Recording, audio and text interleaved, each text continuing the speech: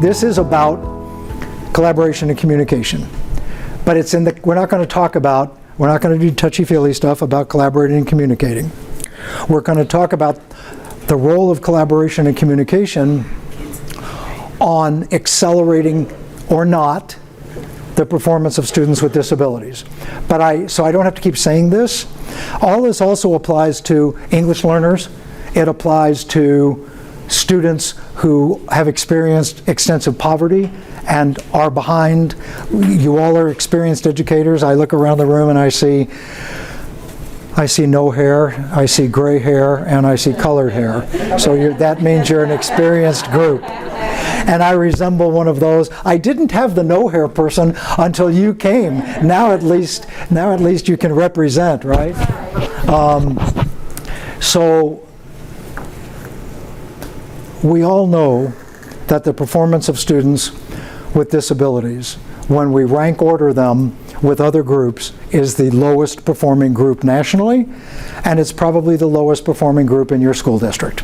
It would be unusual if they were not. I have the opportunity to work with school districts here in Indiana, and a lot of the focus is on the CSI and TSI schools, and a huge percentage of the students that contribute to that category are students with disabilities. When No Child Left Behind first came out, we did a bunch of studies about that in Florida, where I'm from, and we found only about 16% of the schools. Remember No Child Left Behind, you after 4 years you could reconstitute a school, all that kind of stuff. So all the schools that were in NCLB trouble, only about between 15 and 18% of that was because of students with disabilities. And I think in part because the assumption, schools have become more effective in addressing the needs of diverse learners, but not students with disabilities. Others have improved, and students with disabilities still remain at the bottom, even if they've improved, right? So we're looking for frameworks, strategies that will accelerate the performance of students with disabilities. Those of you who know me know that I'm a yes. Is your mic on? Oh, it says it is. Let me put it up higher. Thank you. Is that any better? It is. If I shout, will that help? My voice, whatever reason, I'm told this all the time, I start out being loud enough and then I soften. So you know that, if you know me, you know that I'm an MTSS person. I not only believe but have evidence for the fact, as everybody does, that MTSS is the most effective and efficient framework within which to deliver schooling. That's the reason why it was in the ESSA, USDOE ESSA plan. Good news, bad news. Almost everybody wrote MTSS into their ESSA plan, and probably got extra points, I don't know that, but probably got extra points for making it look like the national ESSA plan, right? And so right now, school districts everywhere are screaming for help with implementing MTSS. I'm pretty sure they all know how to spell it. I'm not sure they all know what they asked for, because this really is a different way of schooling. So I want to, I'll go through these very quickly. We want to understand how collaborative teaching practices improve outcomes. Everything is about outcomes. Those of you who know me know I've sat in a lot of seats. I've been a school psychologist, I've been a building principal, I've been a district administrator, and I've done a lot of research and published in the area of MTSS, and I was responsible, along with my colleague Don Kincaid with the statewide positive behavior support, for the implementation of MTSS in Florida. We started it in 2004. In 2010 we changed all the rules so that SLD, EBD, or what have you was all RTI based, not diagnostic based, and we've got what now, 18 years of data for doing this. And in that time, Florida moved from about 46th or 47th in student achievement all the way to the top 10, not just because of MTSS, because it's a framework. It's for the practices that people began doing that were part of this. So we're going to look at the three components that that collaboration is important for the success of, and then how those relate to enhancing student outcomes. We're also going to look at the 4 practices very quickly that accelerate the performance of kids with disabilities. There are 4 primary ones. And you can do a little self-assessment about whether or not you are implementing them robustly or not. And we're going to engage in some critical conversations about current practices and possible practices. So I hope that you will participate in those communications, those participations. You have, wherever you go to get the materials for this conference, you have a number of things. You have this PowerPoint, and you have those 5 resources that you can download and print off. I will refer to those as we go along. But I will tell you in an hour and a half, we could spend the entire day on this topic and not do it justice. So I have some things for you that would be follow-up for you to look at. One up here, it's called The Case of Brian. Everything we're going to be talking about today, I'm giving you a case study of an actual implementation of this from A to Z. So that would be something good to read to see further how this all fits together. Okay? We're going to be talking about ways to do lesson design. You have a step-by-step document that will be more in-depth than what I'm going to talk about today. We have some templates and protocols that we use to integrate general ed standards and IEP priorities. But I don't have time to go through every one of those, okay? And we just simply don't have the time. So you have 2 things around lesson design. One is really the rationale for it. So you can't see this probably, but it talks about, for lesson design, doing the way we're going to talk about, what are the drivers for this? So if you're looking at implementing this institutionally, that document talks about drivers, talks about purposes, all of that type of stuff. This document is the steps of how to do it. This document is how to move it into a system. Does that make sense? Okay. So the goal of collaboration and communication is very simple: improve student outcomes. So if the general ed teacher and the special ed teacher do not lesson plan together, one has no idea what the other one's doing. And the special ed teacher is trying to increase fluency and vocabulary, but probably not with any of the words that are actually being used in the materials for the kid when the kid's in Tier 1. That is ridiculous. Why would I ask you, or you ask yourself, to come to this session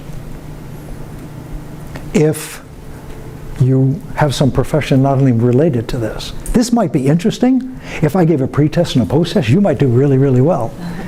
But you couldn't take any of this and apply it back to what you do in your everyday life. So we have to ask the question. Take a look at all the instructional providers that students with disabilities have, and think how confused that kid can be by the end of the week when the expectation is to improve performance in Tier 1. Remember, the whole purpose of MTSS Tier 2, Tier 3? Only purpose of Tier 2 and Tier 3 is to improve performance in Tier 1. So if your Tier 2 and Tier 3 strategies or structures are not improving performance of kids in Tier 1, stop doing MTSS. You're basically just doing pull-out and either tutorial or remedial activities, but none of them are mattering in the real world. Also remember that all kids are held to the same standards. All kids are held to the standards for the grade level they're enrolled in. That's federal and state issues. So the idea that we would have an IEP for a 6th grader reading at the 2nd grade level that is talking about fluency primarily is ludicrous, because there are no standards above 3rd grade level for fluency. They're all comprehension. I had somebody ask me before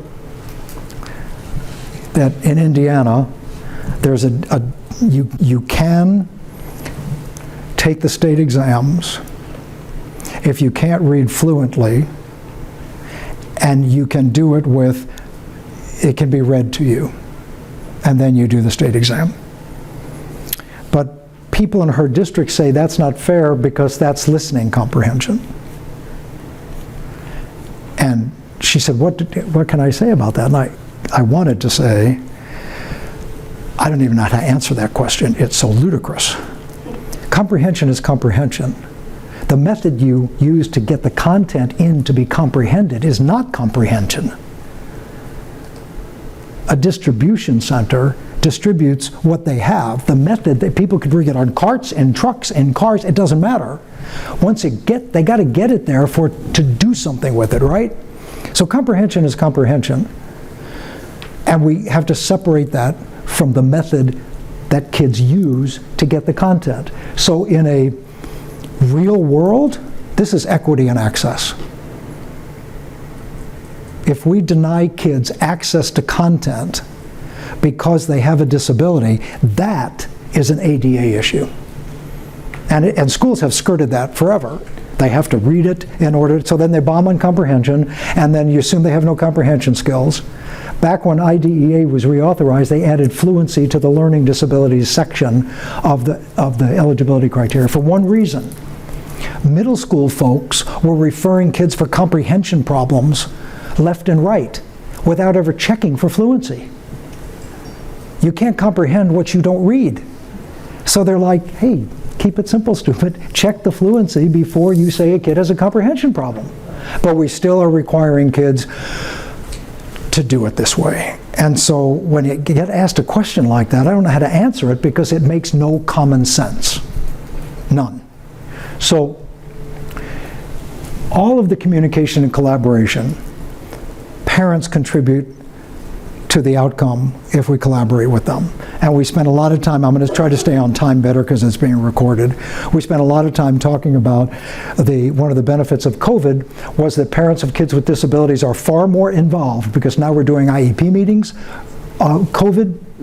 Zoom sessions, and that's awesome. But what we finally did, it took a pandemic for educators to get this. And it ticks me off. We increased equity and access for parents to schools. What if a parent has to ride a bus? What if a parent has to work? What if a parent doesn't have a car? And we finally took a pandemic, and the parent involvement in these meetings has skyrocketed. It's phenomenal. So that's an equity and access issue. This issue of fluency and comprehension is an equity and access. But in order to do this, we have to work together, and that's what communication and collaboration. You can just read those. I'm not going to go through all of them because we're going to touch them as we go. So I want to give you 4 minutes. I would like for you at your table, first just think for a minute and then share. I would like for you to think at your table about your level of work. I would like for you to think of a good example of collaboration and communication between the different instructional providers in your school district or in your school, and give a specific of how that's done. So that could be general ed, special ed. It could be principal gen ed, special ed. We're still doing very silly things in special ed by having special ed teachers being evaluated by a supervisor who isn't even in the building. And then the principal goes, oh, the supervisor takes care of that person, which disengages that special ed teacher from the community and the school that they're in. I was a building principal for almost 10 years. I know that I can do evaluations on special ed teachers just because I can do evaluations on gen ed teachers. Why you would send a supervisor in my school to do this when I'm the one every day in that classroom, right? So we still do really silo-based things. So I want you to talk about what practices are you having that are breaking down those silos at the school level, at the community level, at the district level. So I'll give you 4 minutes. I'll do my iPhone. I'll give you a 1-minute warning. Can I ask, you gave a good example because you also have a good solution. Do you mind? Sure. You do mind? No. Oh, okay. No, I don't mind. Okay. So if you're loud enough, that's fine. If not, you can kind of stand close to that. I'll keep my mask on so I won't. Okay. Hi. I just talked about we transitioned all of our staff members who support our kids to our student support team. So instead of like our ELL person being isolated, we have an intensive program in our school. We also have a resource group. We have adult and child. We have lots of people, but we just united all of them under one team of student support. And then we also have a time where they meet once a week as a team, like our grade levels do. And then we also have time where they get their professional training in like our PLC process. So they have kind of their time as a team one time a week, and then also their time in their specialty area one time a week to meet and grow and do work together. Awesome. And I think I would add, and correct me if I'm wrong, please, but but one of those times on Wednesday is, I think you said Wednesday, is an early release. Yeah. So they have time. Kids aren't in buildings, conferences aren't scheduled. It's like very sacred. So we did that we didn't. I didn't have anything to do with it. The school district that I live in Florida, Tampa, Hillsborough County, about 220,000 students. They did the same thing. Early release times on Wednesday, but it was, and the union had a voice in this, that there could be no PD. It was time for teachers to collaborate only, and nobody could take away that time. Another example that you'd like to share? Anybody? Somebody? I don't want to be Ferris Bueller here. Anybody? Somebody? You want to? No. Okay. We'll talk. Are you appointing somebody else to do it? She's pointing. I happen to know she's a superintendent, and the first criteria of a good superintendent is to delegate. Who's going to, We're all from the school she read. Oh my gosh. Who's going to talk? Probably. Okay. Can you be loud enough, or I'm probably loud enough. can you hear in the back? Yeah. Okay. Camera guy says yes. So. We also have the Wednesdays, which have been a blessing, especially as we move to co-teaching. Okay. And we also have a luxury of having multiple support staff in the building. So we get to meet with our appointed grade levels, and so we have time to meet with our team, and the gen ed team has time to meet without us because we don't co-teach everything. So we still have time to collaborate on the parts that we do together. We work on our own, and then we write all of our plans in a Google Doc so we can all contribute on our own time. And we have data teams on grade levels too. Awesome. So that's so you said some important things there. So when we're going to be, and some other people have said, how do you get the time? And here you have got time. So there are different ways to do that. So remember this, that when you're implementing something, there's an order of implementation that works and anything else doesn't in schools. And it's what I call the Dr. Seuss. It's time first, what second, who third, and where fourth. And often where doesn't matter. So what I heard you say was you have the time. You talked about what you did. One example that I heard was you do lesson planning and put them on Google Docs. Google Docs is an outstanding way, a measure of collaboration and communication, if it's used. So if you edit your lesson plan, let's say your pacing got slow and you're putting different page numbers or whatever in it, anybody, as you know, in Google Docs who edits, everybody gets the ding. Right. So a special ed teacher, you wouldn't have to say, oh, by the way, we've altered our pacing chart. They get it, they see it. And if they're doing either pre-teaching or curriculum embedded teaching, meaning doing vocabulary just in time for Tier 1, they will now know how to keep synchronized with what you're doing. And the minute that gen ed and special ed teachers get out of sync, the kid pays for it. So that synchronization is critical. So you gave a bunch of things there that were really helpful. Thank you. I did forget to mention, we also wrote a master schedule, so we have common planning time. And that, yeah, you can't do schedules. You can't do just, you can't do schedules that occur based upon something that happens after the schedule is made. Like a whole group of kids needs something extra and you don't have it. So our schedules in Florida, like elementary, we will have 180 minutes a day built in for literacy instruction if necessary. We have 90 minutes ELA, we then have a 30-minute, and then because we folded in many schools social studies into literacy, you got to have something to read, might as well read social studies, that freed up time in the schedule to add a flexible time at the end of the day. That could also be used for a whole variety of issues, but for kids who needed, in a multi-tiered system, we know that Tier 1, what the ELA is typically 90 minutes. Tier 2 is always 50% more than that, and Tier 3 is another add-on to that 50%. So to be able to say truly that you have a multi-tiered system, including hardcore Tier 3, you need up to 180 minutes a day of available time. Because it, and the Dr. Seuss part of it is, if you know the what, but you don't have the time, even if you know the who knows the what, they don't have the time. You have to start with time. The same thing is true in prioritizing student needs. I sit in on lots of problem-solving sessions where people they're all twittered out about the kid doesn't have appropriate literacy skills. And the kid's absent 30% of the time. Nobody talks about changing the goal to improving attendance. They want to come up with a really good instructional plan to deliver to somebody who is not there.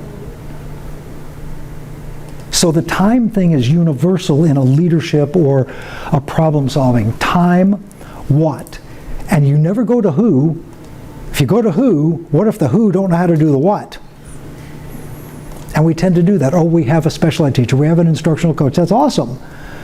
But what if that person doesn't know how to do the what that you need done during the time you have? There's only one way to problem solve: time, what, who, where. And where tends to matter less and less. Because we can go virtual, we can go, I think I mentioned I spent the last 2 days in Fort Wayne. I think their schools are closed today. I happen to know that it's snowing like crazy. Everything's moving horizontal. It's not pretty there, but they decided yesterday, they announced we're going to e-learning. And it'll probably be e-learning tomorrow. And maybe Friday it'll be e-digging. And that they can do up to 3 days of e-learning before they have to take a school day. So they just switched the format. That's awesome.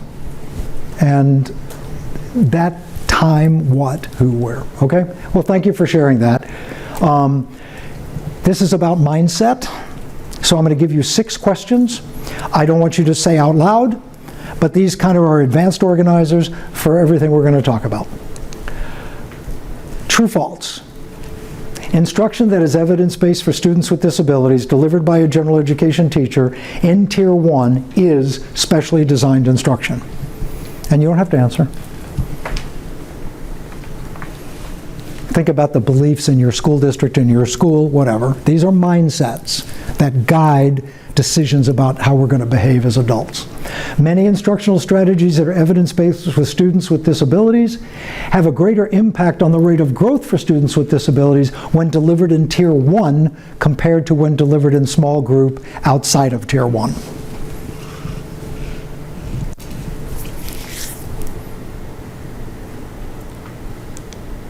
The curriculum for students with disabilities is the curriculum that is based on the state academic content standards for the grade in which the child is enrolled. The answer to that one is yes, and if you have any doubt, go to the November 16th, 2015 USD EOE memo, and it still stands. IEPs must be aligned with the core content standards for the grade in which the child is enrolled, not their performance level. In my state, with electronic IEPs, you can't get standards below the grade level that the student is enrolled in. it will not let you do it. A nice little reminder, you can keep hitting it, but they're not going to show up. That doesn't mean you couldn't have a fluency goal for a kid in 6th grade, but it's not going to be the primary goal because the standard for 6th grade is comprehension. So it's an equity and access issue. The performance and proficiency of students in core instruction is the best predictor of success for struggling students, including those with disabilities. And it's critical that the scope, sequence, and pacing in specially designed instruction be aligned with the scope, sequence, and pacing of instruction in Tier 1. We have a little problem in special ed, and it's okay, we just gotta fix it. Many special education teachers were gen ed teachers first. Many were not.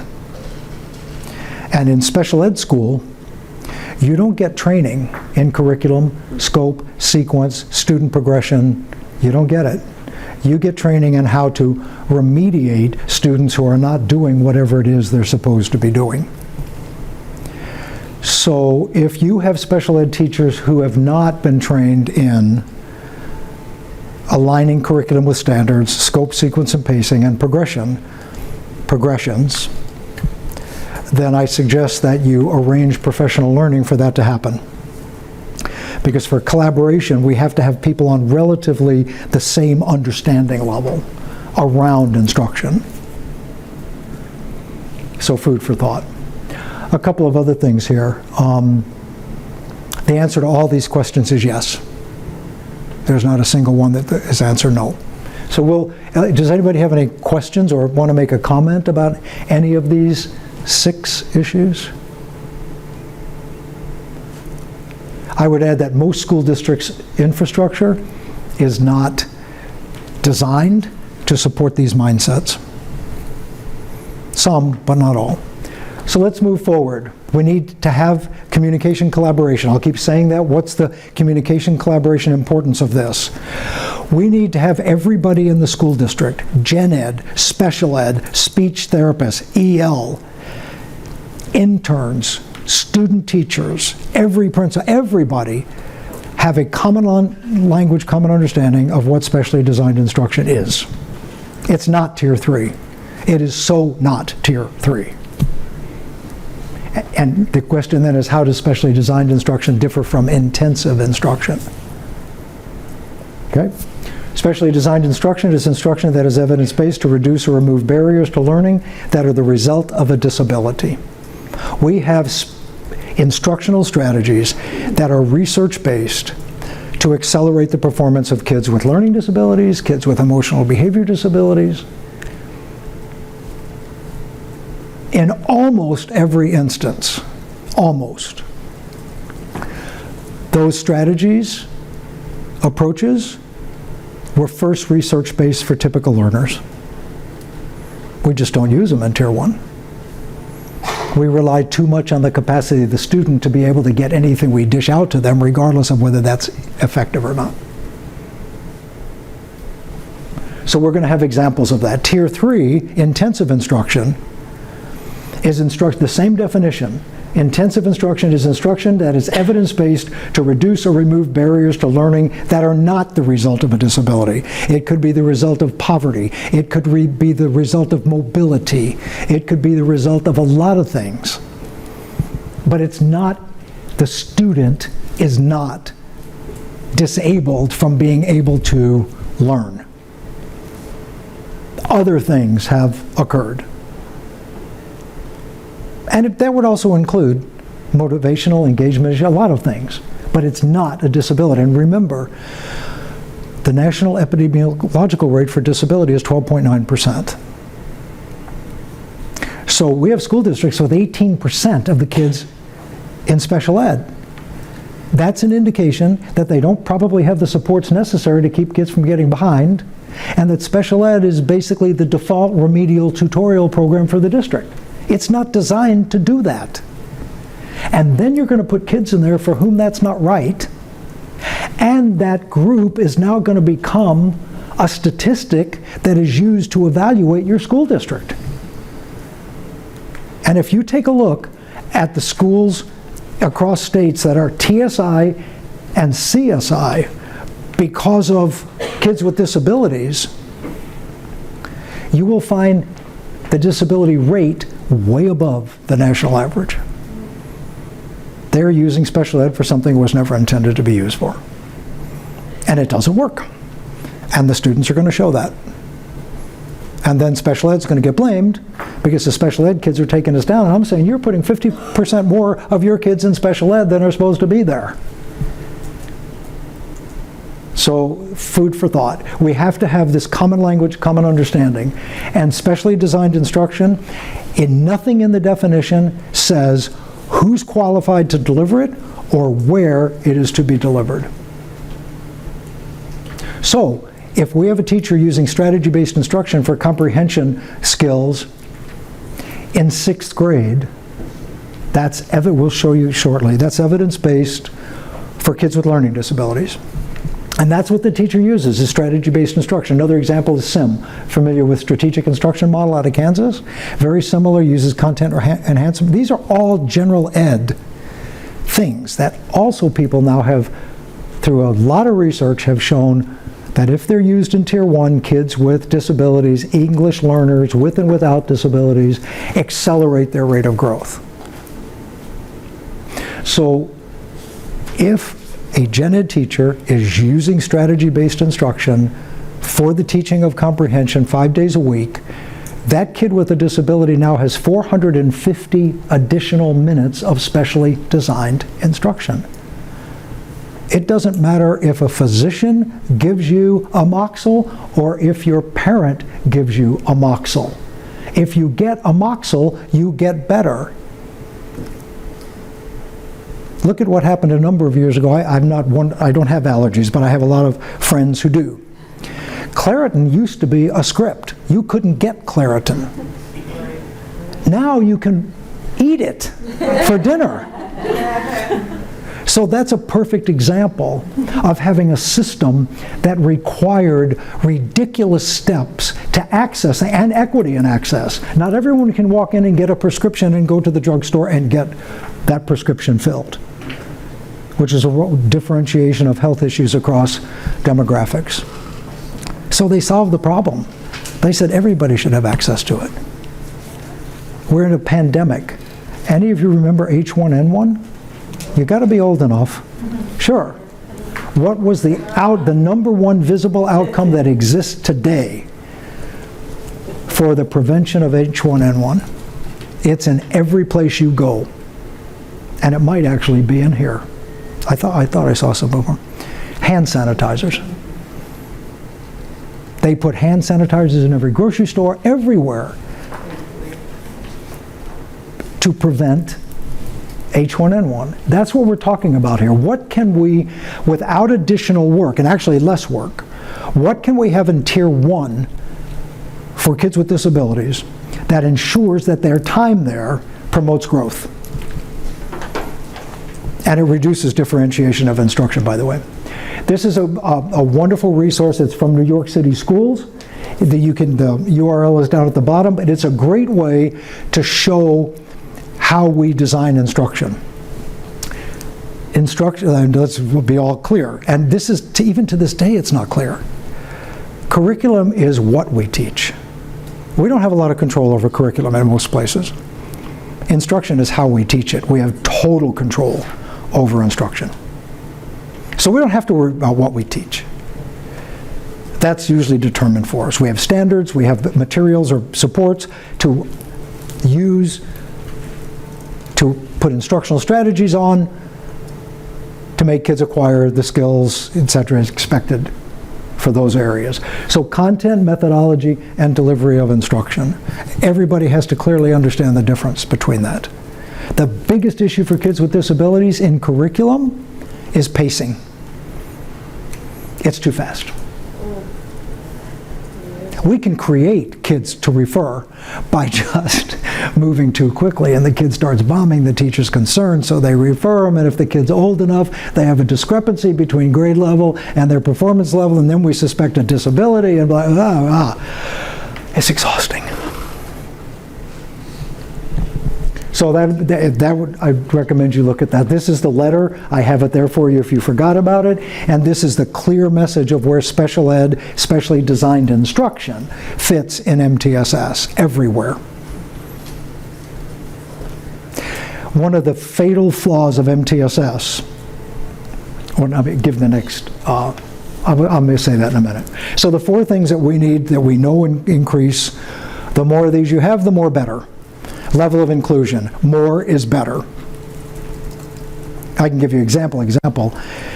We just finished work with the school district for 4 years in Massachusetts. One of the first things after the first year of MTSS implementation that the building principal did at the high school, his name is Mark Balistracci, he pushed all special ed and supports into the general ed classrooms and eliminated any kind of pullout.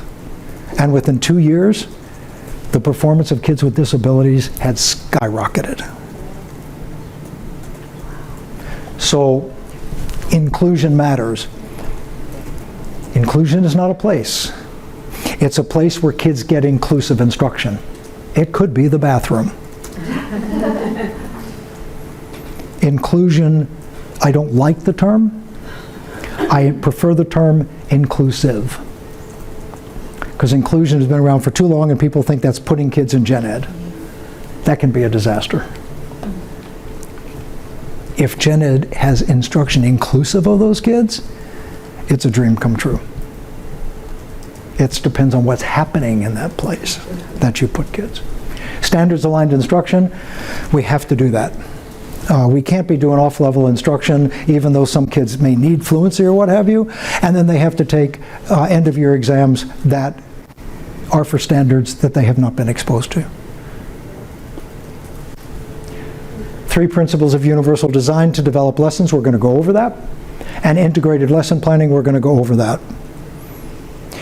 The last 2 are the ways to achieve the first 2. And hopefully we'll see that. A strong relationship exists between the level of inclusion and outcomes for kids with disabilities. That's what I just said. In Florida, we have begun the process of changing core instruction, general ed instruction, to the term universal instruction, because that means that our instruction is inclusive. And we're not just talking about kids with disabilities here. We're talking about EL. We're talking about cultural variations. We're talking about poverty. We're talking about kids with mobility. In the Midwest, this isn't so much, but in the South and the West, the Southwest, mobility for us are the vast number of kids of migrant families who follow crops. We also call them Australians or boomerangs because they tend to come back, because that is a predictable cycle, but it is just huge discontinuity of curriculum and instruction. This is just some data showing you the relationship between performance of kids in general ed and performance of kids with disabilities. These are 2 districts in Michigan, and there's 3 years of data. Actually, there's 3 data points, but it's actually 2 years of time, showing the growth between 2014 and 2017 of kids in general ed. And look on the right, that's the growth for kids in special ed in that district. I should have given you the 4th grade, because the 4th grade is huge. And you know, those of you who've been in education, growth rate for students is tremendous early years, and then it does this and it becomes less. Look at another district down the road. What was happening in their general ed classes, what was happening to kids with disabilities. So if you want to improve the outcome of kids with disabilities, improve Tier 1 first. Don't worry about developing intervention systems if you have a core that isn't doing well. It's like you can take your fish out of the fish tank one at a time and treat them for ick in a little bowl, but sooner or later it's going to dawn on you, clean the water in the fish tank. And we have ways to do this, right? MTSS is a way of thinking. It's not a program, it's a framework. It's a mindset. The tiers don't exist. It's just a model. We intensify instruction, and at certain levels of intensification, we define them as green, yellow, and red. That's all. Tier 1 is what everybody gets all the time. Tier 3 is the most intensive services you can give to anybody. So therefore, if you have MTSS in a school, it depends totally on whether you have the resources to deliver the intensified services. Some schools are just green and yellow. They don't have the resources to develop truly intensive instruction. Other schools do. So if a school says they're doing MTSS, I ask for their asset map, which is showing what they do, with what, and what the time is. And then I never tell them you're really not doing MTSS, you're doing MT. Because this is about resources to deliver intensified instruction. And remember, for the purpose of our discussion here, another common language, common understanding is that intensity has a very specific definition. More time, narrower focus to what the barriers are, right? And perhaps a change in the type. In MTSS environments that are going on all cylinders, the first level of Tier 2 is a second scoop. There is something people don't talk enough about. There's an assumption that all kids learn at the same rate. Because we have a pacing chart that has to have that assumption. If we have to go 40 pages in the first month, then we have to assume that all the kids learn at the same rate. And if they don't, they must have a problem. They might, but most likely they don't. Most likely we just see the variability in rates of learning, and we outpaced everybody except the kids that are good enough for the pacing chart. And then we act as if these other kids, so a huge number of kids, all they need is 2 or 3 more exposures to the lesson. So we do double and triple scoop. They don't need a different type of instruction. They need simply more exposure. And the example I use, particularly for educators, and I don't mean you personally, but in general, educators who went and got a degree past bachelor's degree, you got a master's or beyond, EDS or something, or maybe a doctoral degree, you had to take statistics. And most educators hated it. And the ones who were really assertive said, I'm taking it first. Get it over with. Other people said, I'm waiting till the end. But for the most part, everybody passed it. But they had to work harder, they had to practice more, they may have had to get some additional, somebody had to explain it to them 2 or 3 more times. They didn't have an inability to learn it, it was just they didn't learn it as fast as other people. They don't have a disability, but we treat kids who can't keep up with the pacing like that. And the vast majority of those kids simply need more exposure. So that's the first step of Tier 2. And we try to build that into every one of our classrooms. So just, you have to have, for collaboration communication, you got to have common language, common understanding of what intensified instruction means. It's not louder and slower. It's more time, narrower focus, and maybe different type. The other thing you have to decide is who you believe you need to collaborate and communicate around. I prefer to work with districts that want to implement an MTSS geometric form that looks like this. We need a tiered system of supports for kids in IB programs. These are kids with the greatest amount of stress, anxiety, and health-related issues for social emotional learning because they're so demanding. I have a colleague who does a lot of research with the group, and the highest rates of suicidal ideations in districts that have IB programs are the students in IB programs. They become overwhelmed, even though they have the capacity to do it. It's such hard work. So every level needs tiered system of supports. So we have 3 questions in a district for MTSS. Tier 1 is what everybody does to help all students. Nobody argues with that. Tier 2 is what everybody does to help some students. And Tier 3 is what everybody does to help a few students. If everybody's going to help, it requires collaboration and communication. If you look at your MTSS, if you have MTSS in your asset maps, you not only put what you do, you put on, maybe in the left side of the triangle. On the right side, you put who does it. And in virtually every triangle of districts I start working with, the number of people available to support students decreases as you go up the triangle. And I'm like, seriously, your most needy kids you have the fewest resources for, and you wonder why they don't improve. Every gen ed teacher, there is something she or he can do in the gen ed classroom to support kids getting tier 2 and tier 3 services to accelerate. It's not a handoff. This is not a 4x100 race. This is everybody running around the track holding the baton. Now get an image of that.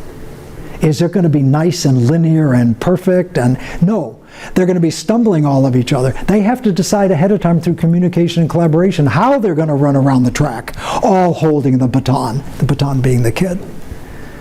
Much easier to say, I do this, and then I hand it off to you. And if that doesn't work, I hand it off to you. That doesn't work for our kids. So that's why this is important. And we can't hold that baton together and run unless we have a plan for doing it ahead of time and we've communicated and collaborated around that plan. I just put new batteries in this. There are 6 components of MTSS. One of them is communication and collaboration. But every one of these components has an arrow that goes to the red honeycomb, which is instruction. Every one of these components has an impact on the effectiveness of instruction. And you can't leave it at the table. If you don't have collaboration and communication, it's going to reduce the impact of instruction. So I'm going to give you an example of this. I could go through all 6, but we don't have time. This is new batteries in here. So district and school leadership support and sustain a climate of collaboration and communication, or they don't. So I'll give you a really good example. Leadership explains 25% of what predicts student growth. Classroom teacher accounts for 33% of what predicts student growth. Round that up a little bit, we're at 60%. We have control over 60% of what is responsible for student growth. We don't have control over family issues, we don't have control over poverty, we don't have control over mobility, but we have control over 60% of it. So it irritates me, it depresses me, it doesn't irritate me, I've heard it so much. Well, if the parents aren't going to be involved, what can we expect to be do? You can expect to do the frickin' 60%. That's what you can expect to do. Now, if you have leaders who don't have the right leadership style, you're leaving 25% on the table. And that'll fall on teachers. They now have to do their part and the leader's part, but guess what? They can't. You max out at 33%. The rest of it comes out of your mental health. So let's look at some specifics, just one. Effective leadership does 2 things. Provides direction and exercises influence. Now look at those arrows. It's a constant rotating process.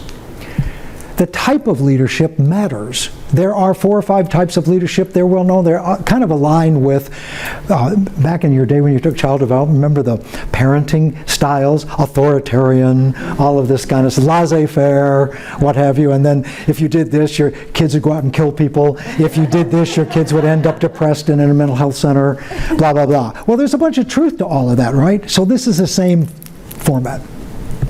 Collective leadership has more influence on student achievement than any other type of leadership.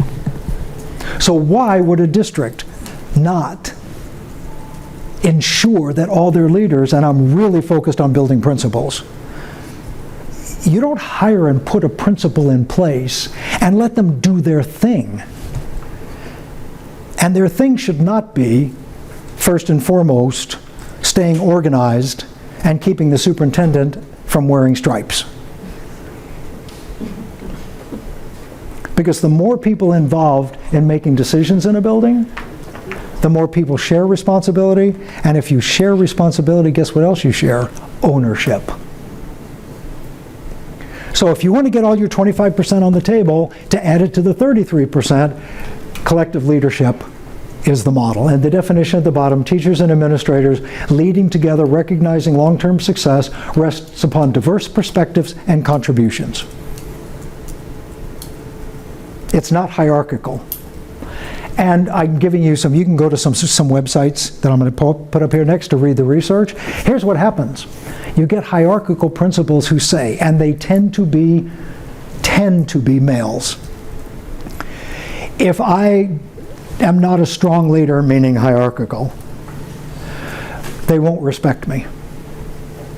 Guess what? The research shows that teachers respect collective leaders far more than they respect hierarchical leaders.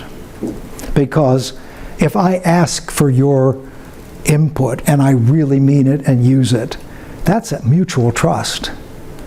And you can only ultimately respect someone you trust. There's two kinds of compliance: voluntary compliance and malicious compliance. We see malicious compliance most often with hierarchical leadership. People just doing it to look like they're doing it. Because it's not them. It's not, they would never have done this unless they were told to do it. So those dynamics are important here.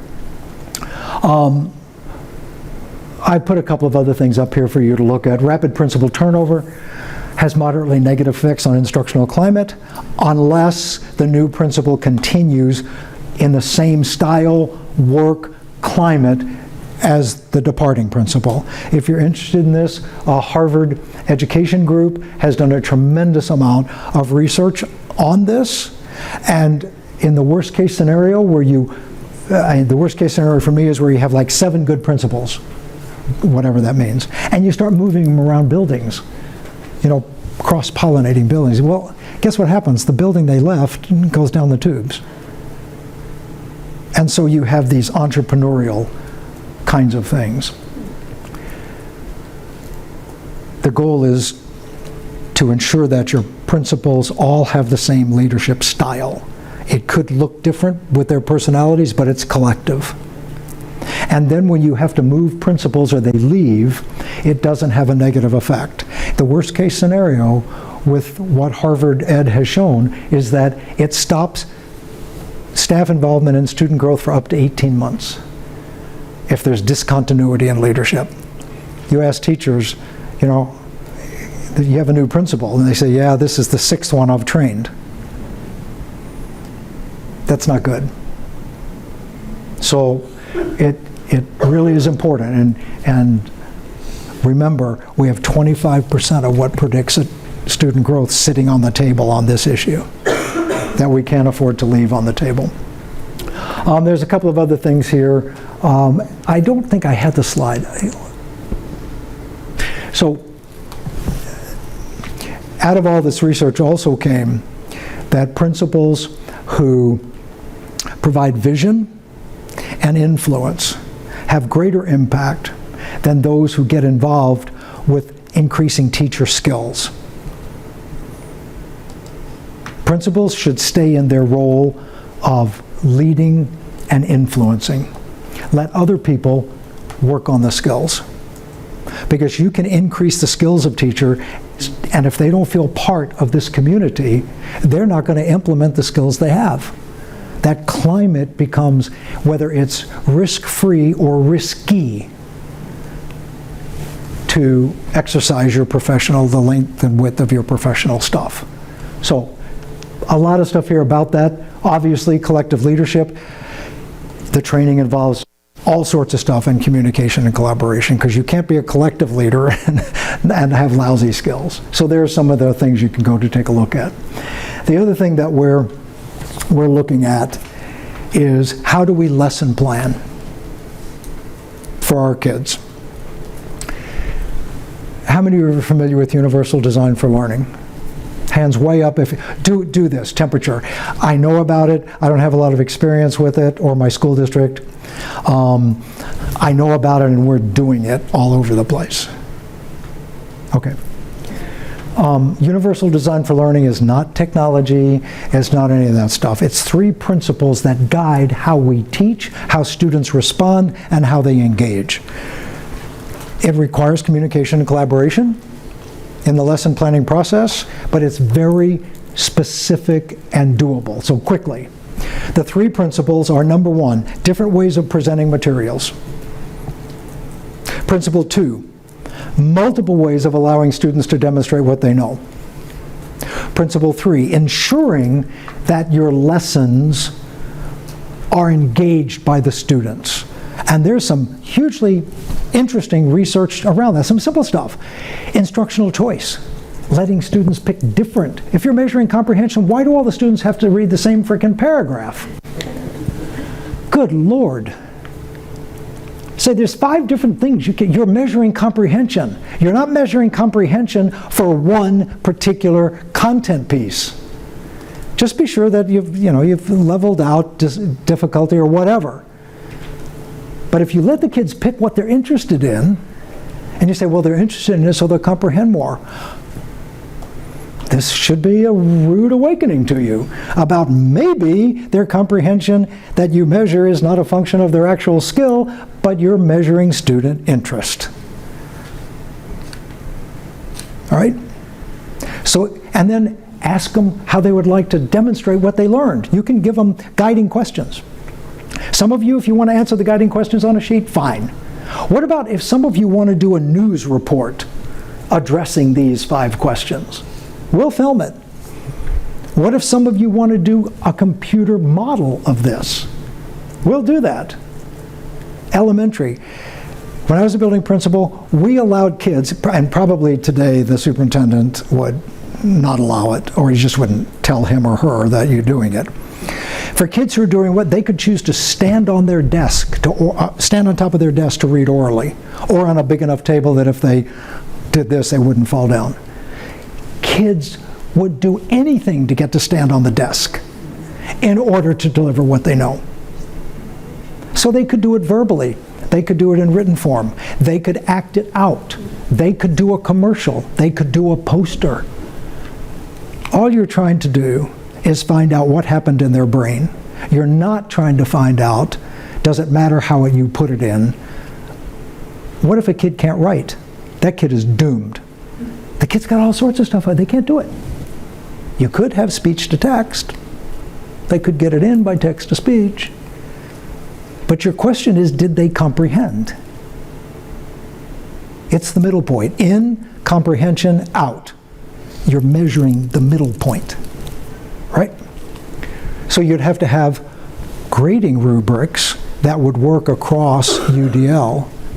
There's no standard in any state that says, particularly for comprehension, how the student has to get the content or how they have to demonstrate the content. Go look at all the anchor standards. They simply do not. We then force it because we have limited ways we're willing to evaluate and limited ways we're willing to teach. So this gets at that. So I'm going to try to double up on things here. So let's suppose that this is, I know they're not, but let's suppose that this is a grade level team. And you are lesson planning for the next 3 weeks around, let's just say reading comprehension. You use comprehension for different stuff. And you're going to develop your lessons. And you first start off by saying, all right, principle 1, how are all the different ways we can present this to the students? And let's remember, we have 4 kids who cannot read at grade level, but they know the meaning of the words they can't read. So any of you, so they plan their lesson, and then you say, any of you can think of students right now that if we do this, they're not going to engage it, or they're not going to be able to do it. And there's always yes to that. About 20% of the kids in a class, by the way. Then you say, okay, how do we change this? How do we add things to ensure that those kids can now get it? When I do training, I have teachers at tables like you. I ask you to take out a piece of paper and a pencil, and don't do it, and then when you do that, you're ready, I'll ask you to think about a lesson that you have to present next week. You already got it planned, hopefully. If you don't have it planned, you need not be here. You should be planning your lesson. And when everybody does that, I'll say, okay, now pick up your pencil, put it on your paper, put your hand on the paper, and close your eyes. And visualize yourself teaching this lesson. And when you've got a good picture of it, including looking out at your students, write the names of the students down who are not getting it. Every time it's 4 or 5 kids. And then I'll say, so why, if you knew who wasn't going to get it, why did you plan a lesson that ensured they would not be engaged? And you can simply go back to these principles to find that. So we tend not to provide evidence-based structures for what is good lesson planning and what is bad lesson planning. And districts need to do that. And it needs to have built in that all providers of instructional services have to collaborate in that process so that everybody's on the same scope, sequence, pacing, all of the things we've already talked about. This is a cartoon. It's kind of funny. It gets to the point. For a fair selection, everybody has to take the same exam. Please climb that tree. Who's at most risk here? It's the elephant on the table. Who's going to be able to do it right away? The monkey. Let's change the standard. Everybody has to get up in the tree. Climbing is a method of attaining a goal. You give kids one method, and you're going to eliminate a bunch of them. If the goal is getting into the tree, why are we focused on climbing? We could assess climbing on a ladder. It's the tree that's the goal. So once we take that out, the bird is golden. I had a black lab. Her name is Chance. She could climb a tree. She couldn't climb it high, but she could get in a tree if there was a squirrel for an incentive. The elephant's at risk because even lifting, providing supports to lift, I don't know who's going to lift an elephant. So you would have to, whatever's in the tree you want them to have, you would have to bring it to the elephant. That's a good example here. They have to read it on the state exam and select an answer or write. What are you trying to find out? How well they read and write or how well they comprehend? That's why every standard past 3rd grade is comprehension. It is not the mechanics of getting into the tree or what have you. So if you follow the principles of UDL, you will avoid that. Or we can have instructional strategies that are evidence-based for diverse learners in a classroom, not typical learners. So principle 1, and I'm just looking at specially designed instruction here, evidence-based. All of those are options for delivery of instructional materials. How often do teachers and others get in the habit of using the same 1 or 2, and they're not working? So we need to have a compendium of options that people can engage. But we need to use evidence-based stuff. So I don't know how in your district you ensure that teachers have the resources to select research and evidence-based instructional strategies as opposed to things that they make up or are comfortable with.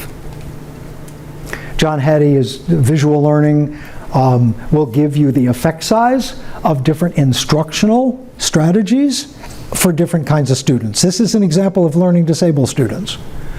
Direct instruction has an impact of 0.59. Anything over 4 is value added besides classroom, what the power of a classroom is. The power of a classroom is great as long as kids don't have barriers to learning.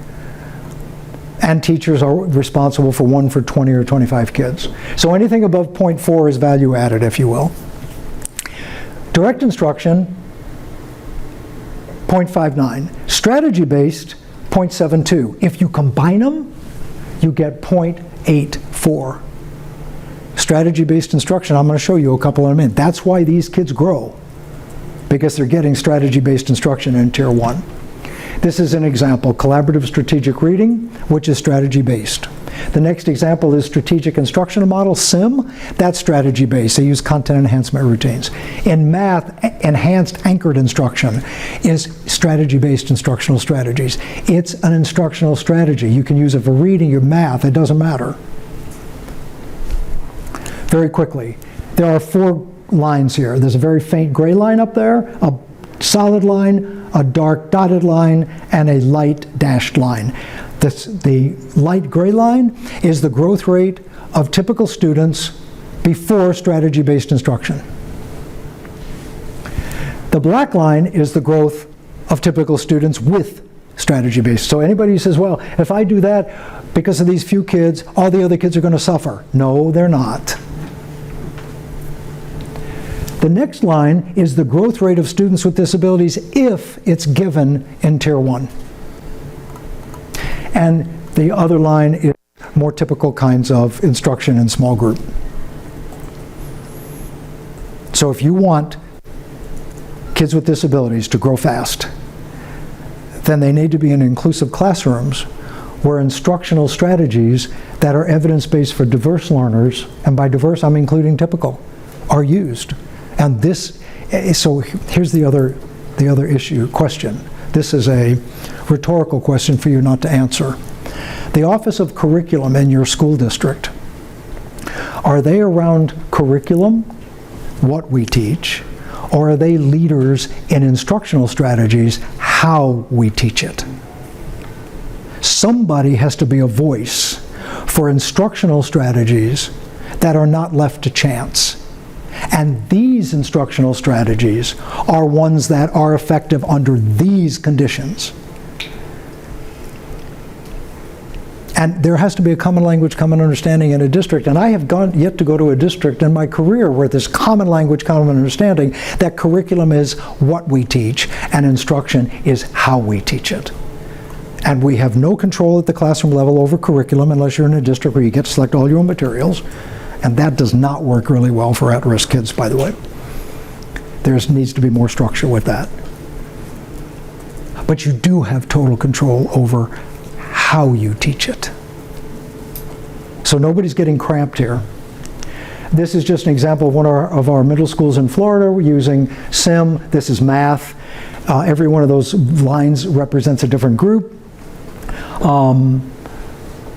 Kids with disabilities doubled their rate of performance over a 3-year, well, it's a 2-year period of time, but 3 data points.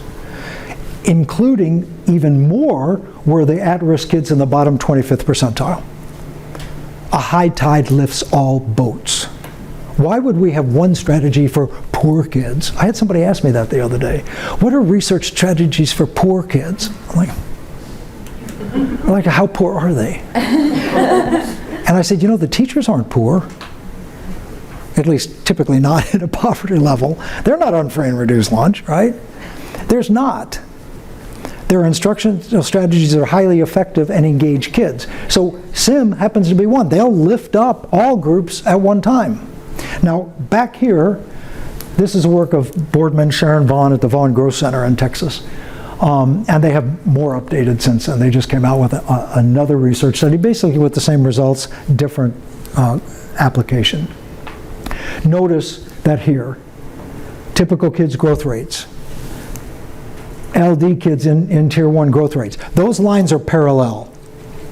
They're actually not, if you looked at the statistics, this one is slightly more rapid. If you look at it straight on, you'll see that the 2 marks on the left are farther apart than the 2. But it would take until the kid's 35 to catch up this way, okay? But it is more powerful. So what is special about special ed? We want general ed classrooms not to hurt special ed kids. We want them to sustain growth. Special ed can work on closing the gap. General ed needs to, at the very least, do no harm with the growth rate of kids. We're not asking general ed teachers to do anything more. Actually, we're asking them to do less. They are not responsible for ensuring the success of kids with disabilities. That is a collective responsibility that requires communication and collaboration. Special ed kids don't have one teacher, sometimes they have 3 in elementary. Anytime kids have more than one teacher, it has to be collaborative. They have a teaching team.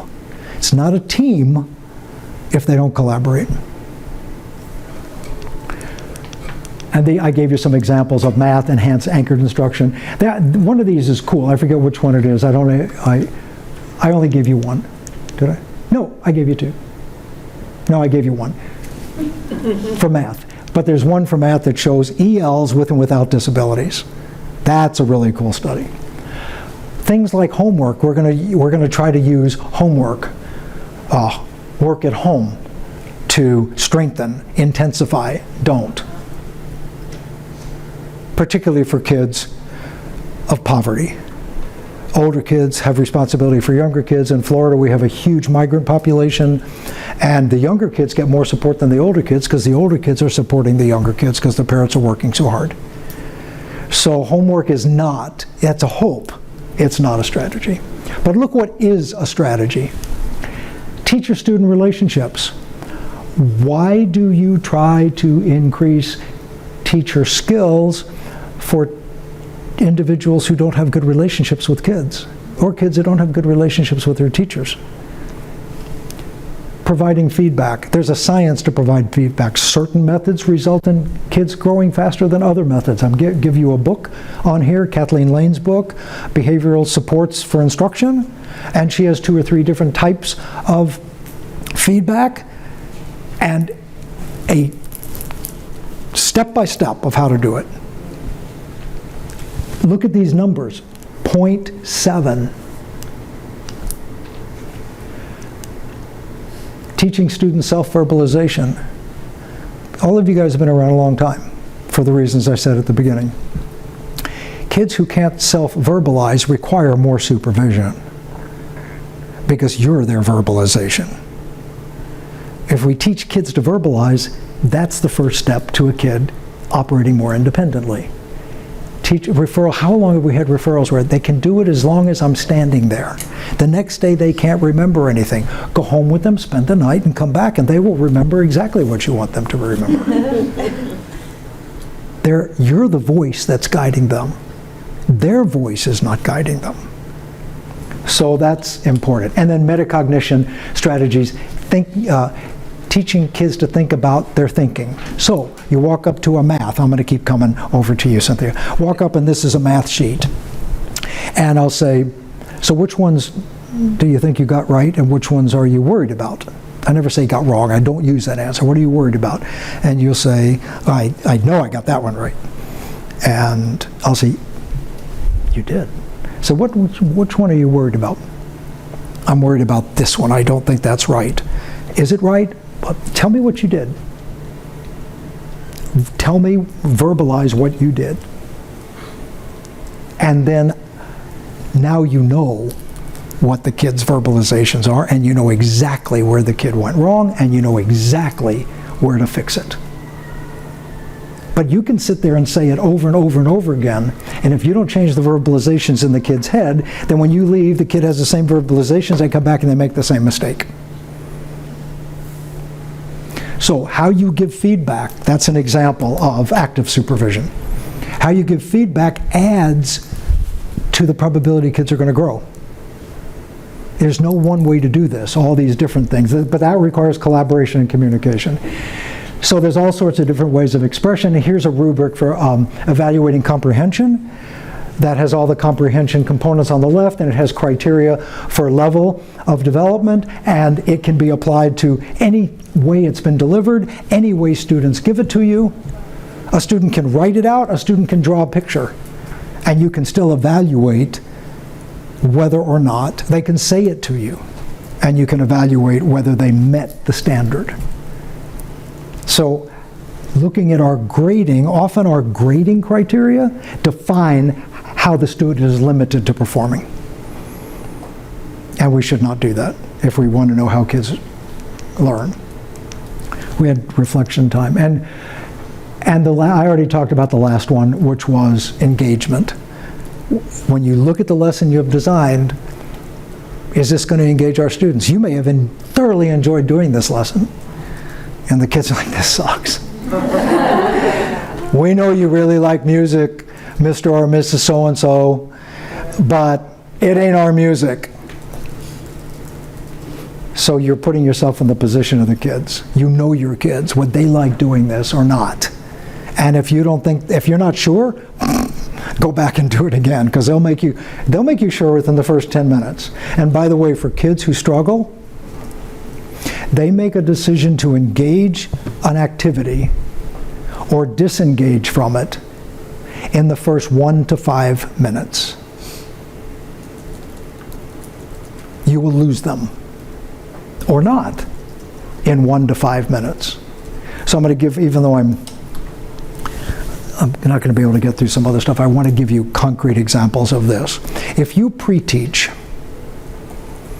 a student with a disability who's included, and you have pre-taught the content for tomorrow, and the other thing that I want to mention is, we are so in special ed, we're so into fluency training. We could teach parents to do this.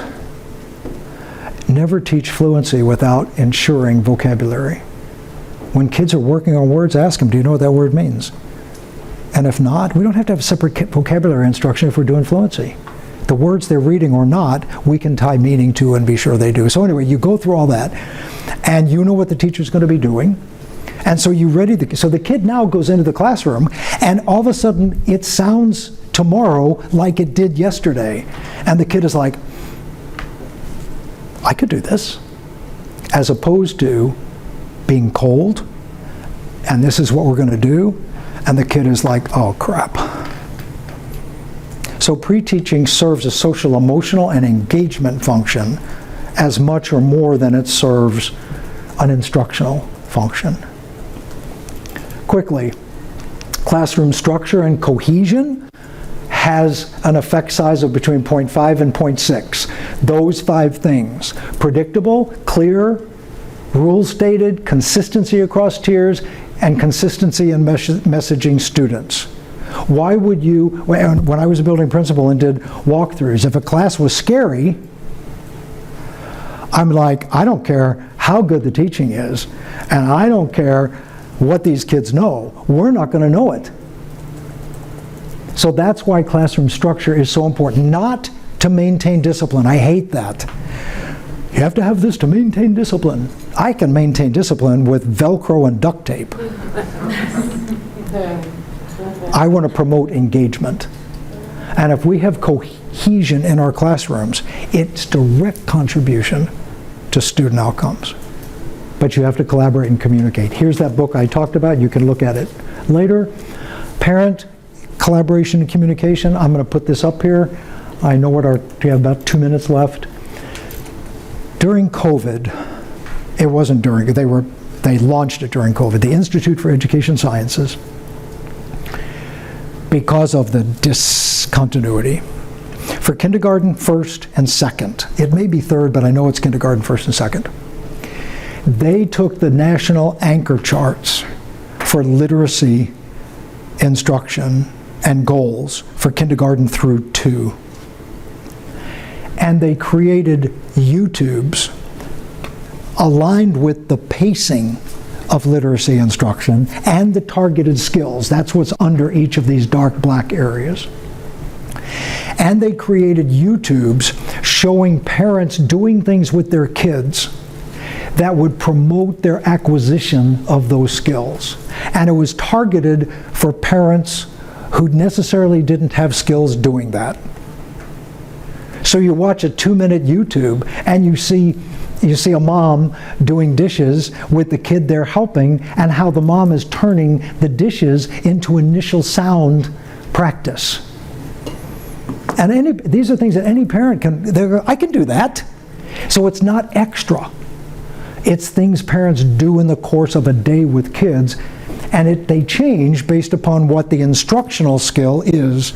They come with teacher guides, pacing, and all you have to do. We're hooked to all of our parents now on email. All sorts of social media we can hook to. You send an email home saying, here are the YouTubes for the things we're going to be doing next week. It's awesome. It was the concept, I think they probably got the concept from Khan Academy, but it's awesome. So a couple, yeah. No? What is the name of that project? If you go on that, either one of those URLs, Playlist? no. It's called, oh wait a minute, here it is, I'm sitting here making this hard. It's called, this is a first grade teacher's guide to supporting family involvement in foundational reading skills. So it's supporting family involvement in foundational reading skills. But those websites will take you there, okay? So the last thing, I want to just make a connection with materials we didn't get to go over. We've already talked about a lot of this. And for those of you in Indiana, you have a state guideline for lesson planning that absolutely supports everything we're talking about. It is so cool. I'm just going to read one of them to you. These are the 10 steps that the State Department recommends you do for lesson planning. Look at this. Number 8, what technology and media tools will be used to deepen learning?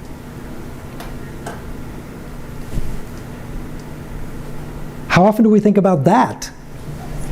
Next one. How will you ensure, it says here, access and engagement. Think, if you're using the 3 principles of UDL, this is principle 3.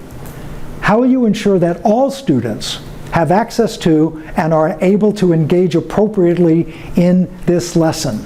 Consider all aspects of student diversity and learning preferences.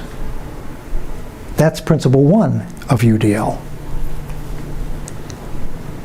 Differentiation accommodations. I don't like that term, but that's okay. The sentence says, what evidence-based strategies for differentiation for all students can be provided? And the first thing teachers say is, I can't differentiate for all students. No, you cannot. But if you pick instructional strategies that are evidence-based for diverse students, you don't have to differentiate. So does your lesson planning provide triggers for important things for the team to collaborate and communicate around? You have to remember that just because you develop a lesson, you got all these other things you have to do. So there's a case of Brian. In that case, it'll take you through the 4 steps of integrated lesson planning. We've already intimated them. All teachers involved with instruction attend integrated lesson planning. In the school districts I work with, tend to lesson plan for a month, can tweak it along the way, so this group only comes together once a month. And we focus on literacy and numeracy unless there's a reason not to. Second, level 2, level 3, and specially designed instruction folks then meet to plan what they're going to do in the context of what Tier 1 is going to do. Third, the groups communicate their lesson. You got it over here, Google Docs. What I didn't hear, Dawn? Yeah, okay, I can't read for squat from this far away. I didn't hear, I heard how your Tier 1 teachers communicate to everybody. I didn't hear how everybody communicates to the Tier 1 teachers. Oh, well, so we also compile all of our data. So when, for fluency, writing conventions, and then for math, so then that's also. That would communicate, right. Yeah, so then, and that's more what we talk about when we're together, is what do we need to tweak, what worked, what Sure. didn't, and regroup or change. Sure. And then the actual putting in the lesson plan. We can do that on our own. So when I was a building principal, we had the same lesson planning rubric for special ed teachers, as general ed. They had to have lesson plans, and it had to show that it was aligned with the lesson plan of Tier 1. So that's food for thought. If you're going to do that on Google Docs, you can do it both ways. The special ed folks can then respond after that meeting with step 3. With Principal requires us to do that as well. Okay. So however you do that. And then step 4, Tier 2, Tier 3, and SDI providers need to regularly observe their kids in the general education classroom to see how they're doing and whether or not what you're doing. You know, you maybe see them in an instructional situation, you think, oh my gosh, I'm doing nothing to help them out with this.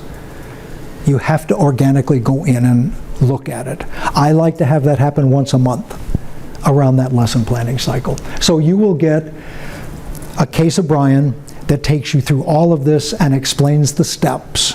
My goal here today was to focus on mindsets and how those mindsets translate to structures. We can always tweak the procedures. We can't, the procedures will never drive the mindsets. So I hope that I've challenged your thinking today about some things to go back and think about. I would recommend that, because this is just an hour and a half, you go slow to go fast on any of the ideas we talked about today. And that way you don't have to worry about things like time. I had some teachers in the previous session, and they all worked together. They were general ed and special ed at the same table. And I said, obviously you're here together, you like each other. Take one time, look at the lesson plan, look at the steps in the lesson planning. Remember the UDL. Just plan together once in the next 2 weeks using these structures and see how that feels. So you take time to come to these places, pick one thing to take away and try. I'm honored that you chose to come here, and I thank you a lot. Drive safely home, all of us tomorrow, or fly home. Thank you, appreciate it.